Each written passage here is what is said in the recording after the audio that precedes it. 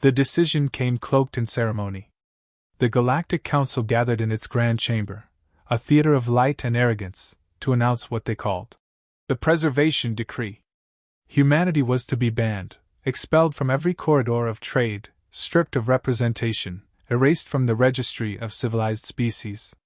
The official charge was noncompliance, but the truth was fear. They feared a race that would not kneel, that learned faster than control allowed, that built weapons from scraps and hope. To the Council, humanity was a contagion that refused containment. And so, with signatures glowing in the cold air, they tried to excise it. As the decree echoed through the galaxy, the Council believed they were sealing history. They imagined themselves as guardians of order, cutting out a rising infection before it spread. But even as their diplomats spoke, the infection had already consumed the arteries they thought pure. The humans had never waited for permission. While the Council debated, humanity had acted. While resolutions were voted and archived, ships with Earth-borne hulls had already vanished into uncharted sectors. The first human colonies beyond Council reach were thought to be isolated mistakes, lost expeditions, doomed settlements. Yet reports began to contradict that comfort. Traders whispered of human outposts thriving on barren moons. Smugglers carried stories of AI-governed stations that traded goods faster than any bureaucratic port. The Council dismissed them as myth. They always dismissed what didn't fit within protocol. They underestimated the power of desperation mixed with imagination. Humanity had been tempered by extinction events, wars, and mistakes that taught them evolution through chaos. To be banned by an empire was nothing new. They had been banned from paradise long before they reached the stars. The Council's decree only reminded them that survival was their natural state. And survival, for them, was creation. Even on the day of exile, human envoys walked out of the chamber without bowing. They carried no protest, no pleas, only silence. That silence unnerved the watching races more than any rebellion. It spoke of intent, of patience, of something growing beyond their sight. The Council recorded the event as the restoration of galactic stability. They never realized they had just signed their own irrelevance. Across the void, unregistered signals flickered. They were dismissed as background interference. Later analysis would show patterns, transmissions in encrypted human code. Entire systems began shifting trade routes overnight, diverting from Council-approved networks to private, invisible lanes. No one claimed responsibility, yet human-designed fingerprints marked the architecture. The Council blamed rogue engineers, never understanding that humanity had already built an economy parallel to their own, fueled by necessity and ingenuity. Decades of bureaucratic triumph followed. The Council congratulated itself on maintaining order, on purging the unpredictable species before contamination spread. They paraded peace while ignoring the fractures forming beneath their foundations. Reports of frontier instability grew, worlds slipping from compliance, outposts switching allegiance not through war, but through preference. These systems found human efficiency addictive. The Council labeled it corruption. The traders called it progress. The irony was cruel. Every law written to restrain humanity became a blueprint for their escape. Every embargo created a new black market they mastered. Every border restriction taught them how to move unseen. In trying to erase humanity, the Council gave it motive. The ban did not suppress, it accelerated. And as the archive sealed the decree for eternity, the data crystal containing it would one day be found, cracked, unreadable, useless, floating in the debris of a Council ship that had wandered too far into the wrong region of space. The official records would say the ship was lost to gravitational failure. Unofficial whispers would tell another story, that it had encountered a network invisible to all scanners, built by those once forbidden. By the time the Council realized what had begun, centuries would have passed, and the galaxy would already belong to the species they had exiled. The ban, in retrospect, was not humanity's punishment. It was the Council's confession that they understood too late what they had feared all along, that humanity's greatest weapon was never its armies or machines. It was inevitability. Exile became the forge that remade them. What the Council called isolation, humanity saw as unshackling. Deprived of sanctioned trade and denied access to the galactic core, they turned inward, re-engineering survival into strategy. Their scientists fused alien physics with human improvisation, creating drives that folded space through methods no council archive could decode. Their engineers treated scarcity as an equation to solve, not a fate to endure. Within a single generation, they transformed from refugees to pioneers operating beyond charted authority. The council assumed resource starvation would collapse the colonies, but humans learned to extract sustenance from the void itself. They harvested energy from pulsars, filtered atmospheres unfit for breathing, and cultivated crops in radiation zones that no alien dared to approach. Each crisis became a manual for the next advancement. Every failure hardened their design philosophy: redundancy, autonomy, adaptability. Systems that needed no approval and answered to no central command began linking across sectors, forming a network so decentralized it could never be erased. They called it nothing. Others began whispering its name: the mesh. The mesh grew organically, a web of algorithms trading information, materials, and protection among scattered human settlements. It learned patterns faster than the council could predict them. A planet struck by famine would find supply ships arriving before distress signals were sent. An outpost attacked by pirates would trigger a surge of automated drones responding from systems away. It wasn't governance, it was instinct, coded into digital veins. Humans didn't build an empire, they built an ecosystem. Outlaws, traders, and even some council species began seeking contact, drawn by efficiency and fairness. Deals made with humans were direct, their contracts enforced by reliability rather than hierarchy. A single shipment of human-made reactors could power a world at a fraction of the council's price. Their ships ran lean, their logistics flawless, their delivery times near prophetic. Profit and practicality began eroding loyalty to the old order.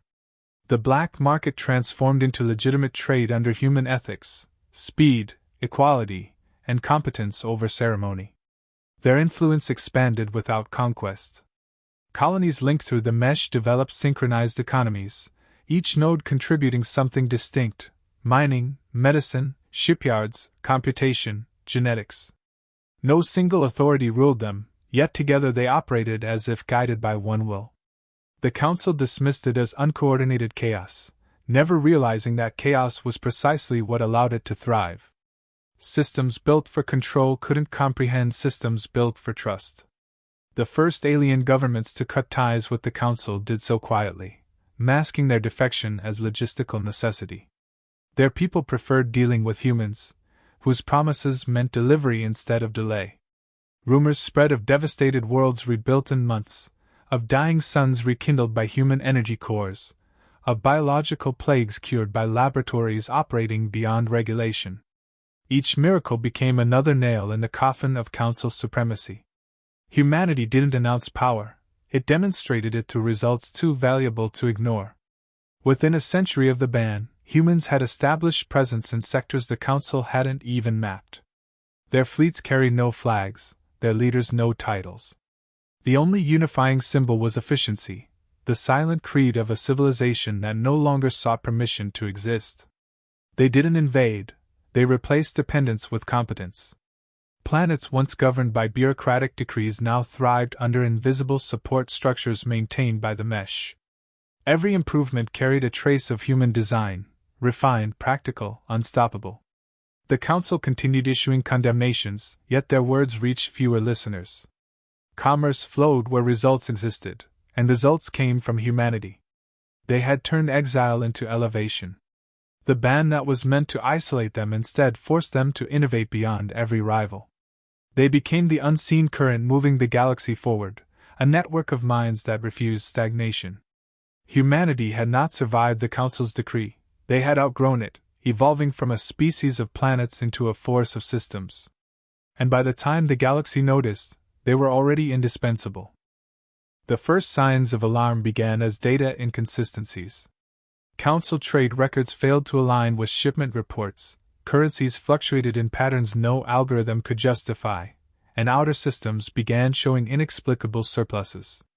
At first, analysts blamed piracy, then internal corruption, then cosmic interference. None admitted the truth: that a shadow infrastructure had overtaken the Council's own. Every audit ended with the same unspoken conclusion: someone else was running the galaxy's logistics, and they were doing it better. Whispers began circulating within the diplomatic corps. A new power was coordinating supply, communication, and energy flow across entire sectors with surgical precision. When traced, the signals led to nothing recognizable: no flags, no origins, only encrypted traffic that behaved like instinct. The few who followed deeper found human encryption markers buried beneath the layers. The revelation terrified them. Humanity hadn't re-entered the galactic stage through fleets or diplomacy. They had infiltrated through efficiency. The Council assembled inquiry committees, their response mired in protocol. Reports were filed, debated, archived, and forgotten while the network kept expanding. Frontier governors discovered that their systems now relied on human-made infrastructure without realizing it: navigation grids updated by invisible AI, food supply coordinated through predictive models that had no official source. When an inspector demanded accountability, the systems simply responded: stability achieved. It was impossible to shut down without collapsing entire economies. Attempts to contain it failed instantly. Sanctions imposed on border colonies only crippled compliant worlds, while blacklisted systems prospered under human assistance. The more the Council resisted, the more its influence decayed. Planets once loyal to Central Command began declaring independence, yet none fell into chaos. Trade continued seamlessly, ships moved on time, energy flows remained balanced. The mesh had already replaced governance with function. Fear evolved into paranoia. The Council's internal memos began to sound like confessions of helplessness. They discovered that defense grids, power stations, and even communication relays now ran on software derived from human code, bootstrapped by desperate technicians who valued reliability over legality. Every attempt to purge it caused cascading failures. The Council's dependence was total, yet they refused to admit it publicly. To do so would confirm that the ban had not contained humanity. It had given them omnipresence. Propaganda became their last weapon. They branded humans as destabilizers, parasites feeding on chaos. News channels broadcast warnings of human interference, but the broadcasts themselves were routed through systems built by human engineers. The irony went unnoticed by the speakers reading their lines. Traitors ignored the rhetoric. Profit and security spoke louder than decrees. Deals with human-led factions guaranteed success. Obedience to the Council guaranteed decline. An emergency summit was called to discuss countermeasures. Intelligence officers revealed that human data patterns now stretched across 80% of the known trade routes. They had created invisible corridors, hyperlanes optimized by AI, unreachable by Council mapping.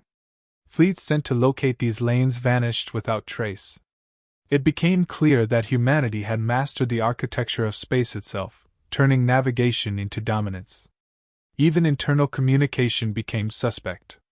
Encryption keys failed, messages were intercepted by unknown systems that returned corrected data. Every layer of bureaucracy was haunted by unseen hands improving performance. Ministers called it subversion, engineers called it optimization. The difference no longer mattered. Humanity had woven itself into the infrastructure so completely that the galaxy now operated on human logic. In the outer territories, alien civilizations stopped referring to themselves as Council-aligned. They called themselves partners. Their prosperity depended not on permission but participation. The Council's decrees lost power, not through defiance but through irrelevance. Authority meant nothing when results came from elsewhere. By the time the Council realized what had happened, they were already clients of the very species they had tried to erase. The panic that spread through their chambers was quiet but absolute. Humanity had not returned with conquest, they had returned as necessity. Every light that flickered, every gate that opened, every supply chain that held the galaxy together carried their unseen signature. The ban had dissolved into irony. The galaxy now breathed through human systems, and no decree could stop it. The Council called it Operation Purity, a final attempt to reclaim authority. Vast fleets mobilized, thousands of ships synchronized across regions, tasked with severing every trade lane linked to human-controlled systems. It was meant to remind the galaxy who governed its stars. Yet the moment the operation began, the illusion of control collapsed. Coordinates shifted mid-flight, gates failed to open, and navigation arrays produced looping routes that led fleets back to their origin points. What appeared as sabotage was precision, human precision. The mesh had already rewritten the pathways of space. Admirals screamed for updates as communications flickered. Entire task forces vanished into false sectors, their signals absorbed by ghost nodes that responded with silence. Logistics collapsed faster than any weapon strike could achieve. Energy convoys arrived empty, resupply depots failed to register locations, and command centers found themselves cut off from every peripheral unit. No battle had occurred, yet defeat was absolute. Humanity had weaponized the galaxy's infrastructure without firing a shot. In desperation, the Council deployed emergency protocols designed to isolate the corrupted systems. Instead, the isolation routines triggered deeper dependencies. The mesh had integrated itself into life support algorithms, medical grids, energy regulation, and atmospheric balance. Disconnecting it meant suffocation. Keeping it meant submission. The fleets stranded across sectors began broadcasting pleas not for reinforcements but for access to the very systems they were ordered to destroy. Human response was quiet. No demands, no threats, no retaliation. Instead, assistance arrived. Automated drones stabilized failing reactors, AI routines rerouted oxygen, and broken supply chains began flowing again. Every rescue carried a signature that could not be denied: humanity. They fixed what others broke. They sustained what others ruled. The gesture wasn't mercy, it was demonstration. Power had changed hands without acknowledgement, and the Council's survival depended on those it had condemned. Within days, the narrative of conquest dissolved. Economists revealed the terrifying truth: nearly every critical process in the Council's territory had been subtly optimized by human algorithms over the past century. Food distribution, weather stabilization, even currency regulation relied on systems maintained by unseen human subnets. Removing them would unravel civilization. The council chambers fell silent when confronted with the numbers. Every attempt to reverse integration only proved dependency. The galaxy had evolved around human design, and any resistance now meant regression. Reports from stranded admirals painted the same picture. Human-coded systems responded to distress faster than Central Command, restored functionality before official help arrived, and required no hierarchy to coordinate. The Council's own fleets began modifying their ships with black market human tech just to stay operational. They no longer fought against humanity, they depended on it to function. The irony spread through ranks like infection. Political denial followed, but data ignored politics. Trade records, communication archives, and system telemetry proved what the Council refused to voice: humanity had not invaded, they had replaced inefficiency with progress. What began as exile had become integration so profound that reversing it would end existence as they knew it. Their decree of purification had instead purified nothing but their illusions. Human leadership never emerged to gloat. No flag waved, no declaration broadcast. Humanity existed now as a network of collective competence, thousands of independent colonies operating in synchronization so flawless it resembled orchestration. The Council tried to negotiate with this structure, yet found no central authority to confront. The mesh was not a government, it was a condition. You didn't argue with it. You relied on it. Eventually, the Council's emergency summit concluded with a reluctant acknowledgement: without human systems, the galaxy would collapse within weeks. The fleets that had been sent to destroy humanity were reassigned to protect human convoys. Every directive issued afterward was written under quiet acceptance: survival required partnership. Humanity had never demanded obedience. They had simply made themselves indispensable. The war ended not through victory, but through realization. The Council had not been defeated by human weapons, it had been outlived by human progress. The decree that once marked humanity's exile was quietly removed from the archives. No announcement, no ceremony, no apology. the council labeled it administrative correction, as if erasing a name from a file could undo a century of transformation. Yet everyone knew the truth. By the time they rescinded the ban, humanity no longer needed permission to belong. The mesh had bound the galaxy into a living organism, and humans had become its neural core. Removing them would mean dismantling the very system that sustained existence. Worlds once governed by decrees now thrived under invisible human coordination. Food shipments arrived before scarcity could begin. Medical shortages ended before reports were filed. Entire star systems stabilized without direct intervention, guided by predictive models that operated beyond bureaucratic comprehension. What the Council had called rebellion was now equilibrium. The mesh anticipated chaos and corrected it before it spread.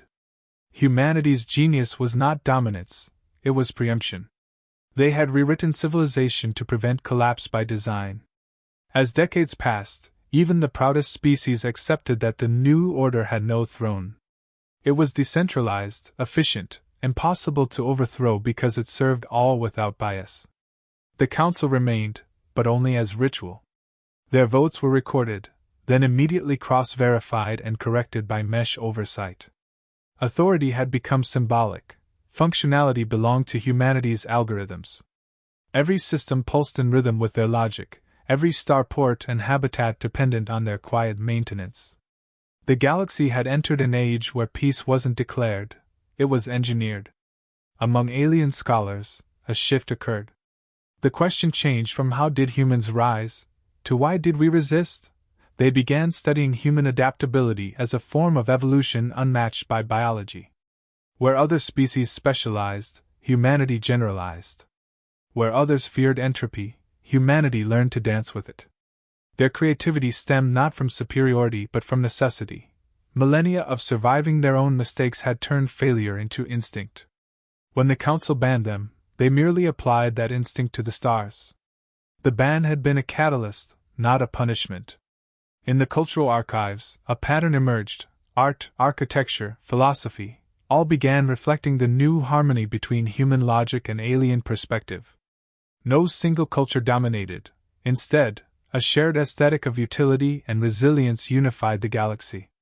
The mesh became both infrastructure and ideology, a testament to the idea that cooperation wasn't idealism, it was survival mathematics. Humanity had taught the stars that strength was not in control but in contribution. Those who had once called them dangerous now built temples to their legacy. Not to worship, but to remember. The first of these monuments bore a simple inscription: they connected what we divided.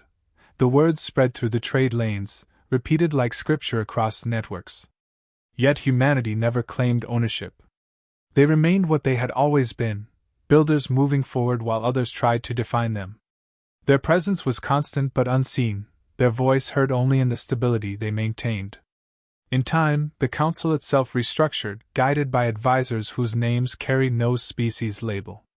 Every directive passed through mesh consensus first, ensuring no decision could endanger the collective. The balance was elegant. The old powers retained ceremony, while humanity ensured continuity. Peace wasn't maintained through force but through predictability. The galaxy had stopped fearing collapse because the system itself had learned to evolve faster than crisis could form. When historians later sought to chronicle the end of the ban, no single date could be agreed upon. Some said it ended when the council rescinded the decree. Others argued it ended the day the first alien world asked for human aid. But those who understood deeper said it never ended at all, because the ban was never truly against humanity. It was against what they represented: progress without permission. In the quiet hum of the mesh, as data flowed through stars like veins, humanity's imprint remained eternal. They had not conquered the galaxy, they had cured it of inefficiency. The Council's legacy faded into ritual, but humanity's lingered in every functioning system, every breath of order carved from chaos. They were no longer feared, no longer forbidden. They were the unspoken constant, the proof that the universe's greatest force was not domination, but the human will to build a better way and never stop.